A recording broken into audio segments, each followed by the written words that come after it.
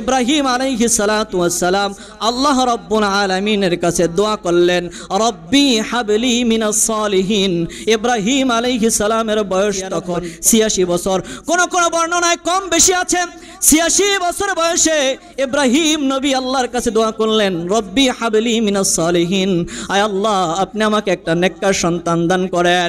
আমরা আল্লাহর কাছে দোয়া করি, আল্লাহ আমাদের সন্তান যেন অ্যাডভোকেট হয়, ইঞ্জিনিয়ার হয়, জজ ব্যারিস্টার হয়, এমপি মন্ত্রী হয়। কিন্তু ইব্রাহিম নবী এই দোয়া করেন নাই। ইব্রাহিম নবী দোয়া করলেন, আল্লাহ আপনি আমাকে একটা নেককার সন্তান দান করেন। আল্লাহ রাব্বুল আলামিন ফাবাশশারনাহু বিগুলামিন হালিম, আল্লাহ রাব্বুল আলামিন তাকে নেককার সন্তানের সুসংবাদ দিলেন। এবং হযরত ইসমাঈল আলাইহিস সালামকে আল্লাহ রাব্বুল আলামিন ইব্রাহিম নবীর দোয়ার বরকতে ইসমাঈল আলাইহিস সালামকে দান করে দিলেন। বলেন সুবহানাল্লাহ। আমার ভাইয়েরা, ইব্রাহিম নবীর সন্তান ইসমাঈলও যখন জন্মগ্রহণ করলেন, আল্লাহ রাব্বুল আলামিন ইসমাঈল নবী জন্মগ্রহণ করার পরেও আল্লাহ পাক অনেক বড় একটা পরীক্ষা দিলেন। ইব্রাহিম আলাইহিস সালামকে আল্লাহ পাক দেখতে চাইলেন যে ইসমাঈলের প্রতি মহব্বত বেশি। ৮৬ বছর বয়সে সন্তান দিয়েছেন আল্লাহ। বলুন তো, সাধারণভাবে এই বয়সে সন্তান জন্ম দেওয়ার ক্ষমতা আছে? সাধারণভাবে থাকে না, কিন্তু আল্লাহ চাইলে পারেন কি পারেন না? আল্লাহ রাব্বুল আলামিন চাইলে পারেন। জাকারিয়া আলাইহিস সালামকে যেভাবে সন্তান দিয়েছিলেন, আল্লাহ রাব্বুল আলামিন ইব্রাহিম আলাইহিস সালামকেও সেভাবেই সন্তান দিতে পারেন। সন্তান দেন একজন, তিনি কে? আল্লাহ ছাড়া কেউ সন্তান দিতে পারে? কোন পীর, কোন মাজার, কোন খাজা বাবা সন্তান দেওয়ার ক্ষমতা রাখে? একজন সন্তান দেওয়ার ক্ষমতা রাখেন, তিনি কে? মাজারের সামনে বসে থাকা ভিক্ষুকগুলোই প্রমাণ করে মাজারওয়ালা দুনিয়াতে কিছু দিতে পারে না। যদি দিতে পারত তাহলে তার সামনে বসে থাকা ভিক্ষুকগুলোর ভিক্ষা করার প্রয়োজন হতো না। কিন্তু আমরা বুঝি না। আল্লাহ রাব্বুল আলামিন কিয়ামতের মাঠে সুপারিশ করবেন, নবীরা সুপারিশ করবেন, ওলিরা সুপারিশ করবেন, শহীদরা সুপারিশ করবেন, একথা সত্য। কিন্তু কিয়ামতের মাঠে বিচার টিচার হওয়ার পরে এক পর্যায়ে তারা যখন নাজাত প্রাপ্ত হয়ে যাবে, তারপরেই সুপারিশ করার সুযোগ পাবে। তার আগে কোনো উপকার করার সুযোগ কেউ পাবে না। এই জন্য বলতে চাচ্ছিলাম কি, আল্লাহ রাব্বুল আলামিন ইব্রাহিম আলাইহিস সালামকে সন্তান দিলেন, ইসমাঈল আলাইহিস সালামকে দিলেন। দেওয়ার পরে আরেকটা পরীক্ষা দিলেন। আল্লাহ রাব্বুল আলামিন বললেন, ইব্রাহিম যাও যাও, তোমার এই সন্তানের প্রতি মহব্বত বেশি নাকি আমার প্রতি মহব্বত বেশি?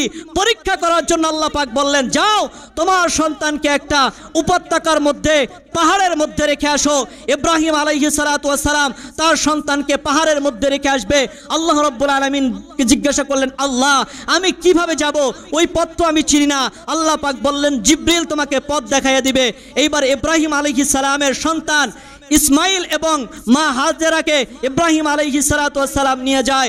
যাইতে যাইতে যাইতে যাইতে কাবা শরীফের পাশে ইব্রাহিম আলাইহিস সালাম সাফা মারওয়া যে পাহাড় আছে, এই দুই পাহাড়ের মধ্যবর্তী স্থানে ইব্রাহিম আলাইহিস সালাতু ওয়াস সালামের সন্তান ইসমাঈলকে এবং ইব্রাহিম আলাইহিস সালামের স্ত্রী হাজেরাকে রেখে ইব্রাহিম আলাইহিস সালাম বললেন, তোমরা এখানেই থাকো। এ কথা বলে ইব্রাহিম নবী যখন চলে যাবে, পিছন দিক থেকে হাজেরা ডাক দিয়া বললেন, স্বামী আমার, এই যে জঙ্গলের মধ্যে গাছপালা, বৃক্ষরাজি, তরুলতা, কীট পতঙ্গ কিছুই যেখানে নাই, সেখানে আপনি আমাকে আমার ইসমাঈলকে এখানে রেখে যাচ্ছেন। একটা মাত্র কেন রেখে যাচ্ছেন জানার কোনো প্রয়োজন নাই। এতটুকুন জানতে চাই, আপনি কি আপনার নিজের সিদ্ধান্তে রেখে যাচ্ছেন নাকি আল্লাহ পাকের সিদ্ধান্তে রেখে যাচ্ছেন? হযরতে হাজেরার দিকে তাকাইলেন।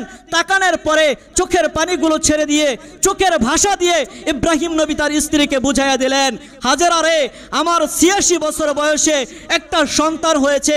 ওই সন্তানের প্রতি আমার মহব্বতের কোনো কমতি নাই। যেই স্ত্রীর গর্ভে সন্তান এসেছে, সেই সন্তানের প্রতিও আমার মহব্বতের কোনো কমতি নাই। কিন্তু এই স্ত্রীর সন্তানের থেকে লক্ষ কোটি গুণ বেশি মহব্বত করি আমি আমার আল্লাহকে। সুতরাং আমি আমার আল্লাহর অনুমতি সাপেক্ষেই তোমাকে এখানে রেখে যাচ্ছি। এ কথা যখন ইব্রাহিম নবী বুঝাইয়া দিলেন, ইব্রাহিম আলাইহিস সালামের স্ত্রী মা হাজেরা আলাইহিস সালাম তখন আল্লাহ রাব্বুল আলামিনকে ডাক দিয়ে দিয়ে বললেন এবং তার স্বামীকে বললেন, আপনার চিন্তা করার কোনো কারণ নাই, টেনশন করার কোনো কারণ নাই, যে আল্লাহ রাব্বুল আলামিনের হুকুমে আপনি আমাদেরকে এখানে রেখে যাচ্ছেন, সে আল্লাহ রাব্বুল আলামিন আমাকে এবং আমার সন্তানকে এই মরুভূমির মধ্যে, এই জঙ্গলের মধ্যে, এই জায়গার মধ্যে যেখানে গাছপালা, তরুলতা, বনবনানি, বৃক্ষরাজি, কীটপতঙ্গ কিছুই নাই, আল্লাহ পাক চাইলে এখানে আমাদের খাবারের ব্যবস্থা করে দিতে পারেন, থাকার ব্যবস্থা করে দিতে পারেন।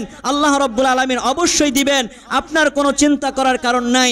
ইব্রাহিম আলাইহিস সালাতু ওয়াস সালাম স্ত্রী আর সন্তানকে রেখে কাবা শরীফের প্রান্তরে স্ত্রী আর সন্তানকে রেখে যখন ইব্রাহিম আলাইহিস সালাতু ওয়াস সালাম চলে যায়, ইব্রাহিম আলাইহিস সালাম তখন আল্লাহ রাব্বুল আলামিনের কাছে হাত তুলে দোয়া করেছিলেন, যেই দোয়াকে আল্লাহ রাব্বুল আলামিন পবিত্র কোরআনুল কারীমের মধ্যে কোট করে দিয়েছে। ইব্রাহিম আলাইহিস সালাম তখন তার সন্তান এবং তার স্ত্রীকে রেখে যাওয়ার সময় হাত তুলে আল্লাহ রাব্বুল আলামিনকে বলেছিলেন, রব্বানা ইন্না আসকানতু মিন যুররিয়াতি বিওয়াদিন গায়রি যি যারইন ইনদা বাইতিকাল মুহাররম। আল্লাহ রাব্বুল আলামিনের কাছে দোয়া করলেন, হায় আমার পালনকর্তা আল্লাহ, আমি আমার সন্তান এবং স্ত্রীকে এই মরুভূমির মধ্যে এইখানে রেখে যাচ্ছি একমাত্র আপনার জিম্মায়। আল্লাহ, আপনি এই জায়গার মধ্যে এমন কিছু লোকের মনকে আপনি ঝুঁকাইয়া দেন, এমন কাউকে আপনি এখানে পাঠান। রব্বানা লিয়ুকিমুস সালাতা ফাজআল আফইদাতাম মিনান নাসি তাউই ইলাইহিম ওয়ারযুকহুম মিনাস সামারাত। আল্লাহ, আপনি এমন কিছু মানুষকে এই জায়গার জন্য আপনি মনোনীত করে দেন, যারা এই জায়গায় আসবে এবং এই জায়গাকে আবাদ করবে এবং উত্তম ফসল, উত্তম খাবারের ব্যবস্থা এইখানে করবে। এমন কিছু মানুষের মন এই জায়গার জন্য ঝুঁকাইয়া দেন। আল্লাহ রাব্বুল আলামিন ইব্রাহিম নবীর সেই দিনের দোয়া এমন ভাবে কবুল করেছেন, এখনো মক্কা শরীফে পৃথিবীর সবচেয়ে শ্রেষ্ঠ খাবার আল্লাহ পাক মক্কা নগরীবাসীকে খাওয়ায়। কথা বলেন সুবহানাল্লাহ। এখনো আপনি মক্কার বাজারগুলোতে দেখবেন সবচেয়ে টাটকা ফল, টাটকা মাছ, টাটকা সব সবজি এখনো মক্কা নগরীর বাজারগুলোর মধ্যে আল্লাহ রাব্বুল আলামিন আল্লাহর পক্ষ থেকে মক্কাবাসীর জন্য ব্যবস্থা করে রেখেছে। বলেন সুবহানাল্লাহ। হযরত ইব্রাহিম আলাইহিস সালাতু ওয়াস সালাম দোয়া করে স্ত্রী আর সন্তানকে রেখে সেখান থেকে চলে আসলেন। এরপরে আরো কিছু কথা বাকি আছে, আল্লাহ যদি তৌফিক দান করে আগামী